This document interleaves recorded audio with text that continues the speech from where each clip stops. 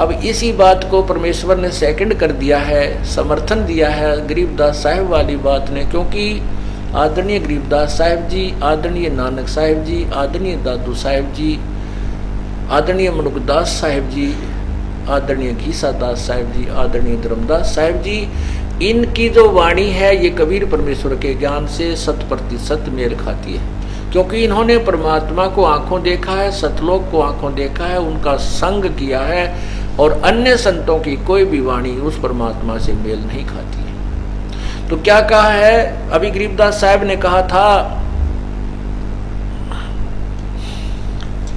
कि अनहद तारी लगी हमारी सार शब्द से टोया, वो उसको ढूंढा, टोया माने ढूंढा, सार शब्द से ढूंढा उस परमात्मा को। और अब अभी आपने सुना सार शब्द जिसे जिन हुआ प्राप्त, सार शब्द जिसे हुआ प्राप्त, बहुर न बहुर जल आवे, गरीबदास सतपुरुष विदेही, कोई साचा सतगुरु दर्शावे, कोई साचा सतगुरु दर्शावे। और अभी सार शब्द जिन हुआ प्राप्त, सार शब्द जिसे हुआ प्राप्त, बहुर न बहुत जल आवे, उसका जन्म मृत्यु सदा के लिए समाप्त हो जाता है। और यही गरीबदास साहब जी कहते हैं, दिव्य दृष्टि खुली हमारी सार शब्द से टोया वो, ओए होए, सार शब्द से ढूंढा वो उस परमात्मा को, सार शब्द से टोया वो, खोजा उसको। गरीबदास गायत्री लापी फिर शीस पीट जम रोया वो, ये काल फिर सिर पटक पटक कर रो रहा है कि ये तो मेरे हाथ से निकल गया, इसको तो सार नाम प्राप्त हो गया, सतनाम प्राप्त हो गया। तो यहाँ बताना यही उचित है, ये समझाना चाहते थे कि उस पूर्ण परमात्मा की भक्ति यथार्थ मंत्र से की जाने से ही प्राप्ति होती है, अर्थात मोक्ष प्राप्त होता है। और पुण्यात्मा आपका बहुत ही कोई जन्म जन्मों का बहुत ही पुण्य है, आपको ये मार्ग मिल रहा है, घर का काम त्याग कर भी विशेष समय निकाल कर भगवान के लिए आ रहे हो। ये कोई आज के खिलाड़ी नहीं हो आप। महात्मा कहते हैं,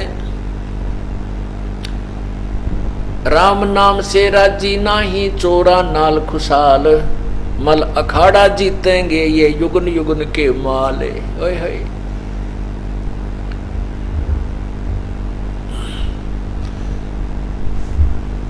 राम नाम को तो पसंद नहीं करते और बकवादा में राजी रहे, उनके बस की बात कोई ना, या भक्ति करनी। कहते ये मल अखाड़ा जीतेंगे युगन युगन के माल, माल माने पहलवान जो पहले कसरत करते हुए आ रहे हैं, वही वहाँ अखाड़ा जब होगा यानी कुश्ती होगी, वह जो एक्सरसाइज कर रहे हैं वही पहलवान विजयी हुआ करते हैं। और बाकी जो अर्थात जो भक्ति के अखाड़े के पहलवान हैं, ना जाने कितने वर्षों से जन्मों से आप भगवान के चरणों में भक्ति कर रहे हो, एक्सरसाइज करते आ रहे हो।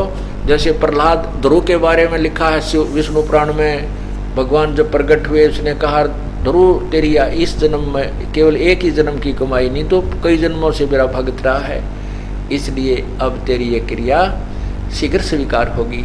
तो जैसे आपने कल सुना था कि रांडी ढांडी नात जय ये नरकइये काग, और बलक बुखारा त्याग दिया थी कोई पछली लाग, क्योंकि उस अब्राहम सुल्तान अधम कहता है कि मैं कितना समझा, इस नालायक ते एक औरत है, इसकी एक गां ले रहा है और कोई संतान नहीं, 1-2 एकड़ जमीन है, इससे वांडी पाक रहा है, इसका समझमना आती भगवान बजले या ना रहे तेरे साथ में ये संपत्ति। कहते हैं भाई इस या तो कोई पिछली लागती, फिर हमारे समझ में आ गई, बुलक बुखारा इतने ठाठ बाट को त्याग कर मालिक की चाह बन गई। कहते हैं ये तो बलक बुखारा त्याग दिया थी कोई पछली लाग, यानी पूर्व जन्मों की कमाई थी। जैसे सम्मन रूप में यही बलक बुखारे का बादशाही आत्मा सम्मन बना, फिर 9 शेरवा का बादशाह बना, और फिर ये अब्राहिम सुल्तान बना, और परमात्मा ने किसके पीछे पीछे यू माया में दलदल में धसता जा, परमात्मा निकाल इसने बारद रखता गया।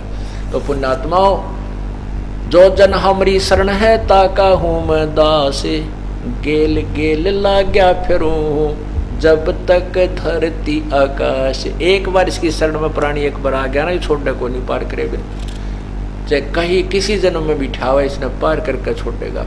और ना पार हो पाओगा तो इसे कर्म बनवा देगा क्या कि घना दुखी ना होगा, मतलब ठीक ठीक सा इसका काम मनुष्य जीवन मिलता रहेगा। ऐसा दयालु है ये परमात्मा। जैसे राजा अम्बरीश सतयुग में ऐसी भक्ति करते थे, विष्णु के पुजारी थे, उसके कारण बहुत अच्छे, इस दुर्वासा जैसी तोप भी उसके सामने फेल होगी थी, इतनी अच्छी आत्मा थी। उसके बाद राजा जनक बने, वही अम्बरीश वाली आत्मा जो सीता जी के पूज्य पिताजी कहलाए, और जिसके सामने सुखदेव जैसे बाल ब्रह्मचारी और नकली ज्ञानी ने घुटने टेक दिए, वही राजा जनक।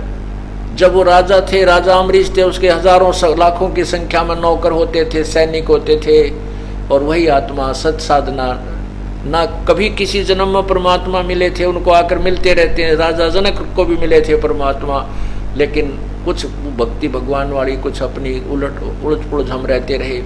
तो वही राजा जनक और अम्बरीश वाली आत्मा फिर गुरु नानक देव जी बने, और अब उन्होंने खुद नौकर लगना पड़ा एक नवाब के यहाँ पर रोजी रोटी के लिए, क्योंकि जो पुण्य यज्ञ आदि किए थे वो स्वर्ग में वहाँ देव बनकर या वैसे कोमन स्वर्ग में समाप्त कर दिए, फिर वो पूंजी खत्म हो गई।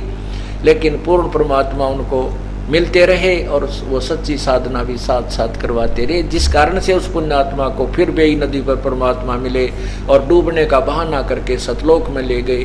वह सब व्यवस्था दिखाई कि ये है वो पूजा का, ये पूजा, यहाँ की पूजा कीजिए, सतलोक में आइए, यहाँ तेरा पूर्ण मोक्ष होगा। उसके बाद उस पूर्ण नानक साहिब का को परमात्मा मिले। कहते हैं गेल गेल लाग्या रहूं जब लग धरती आकाश, जो बच्चा गौ की नजर में यो साईं को संत, और भक्तों के पीछे फिर ये भक्त वचल भगवंत। पुण्यात्माओं, तुम्हारा कोई पिछले जन्मों का पुण्य है जो परमात्मा आपको यहाँ ला रहे हैं, और काल ने देख कैसा जुल्म किया।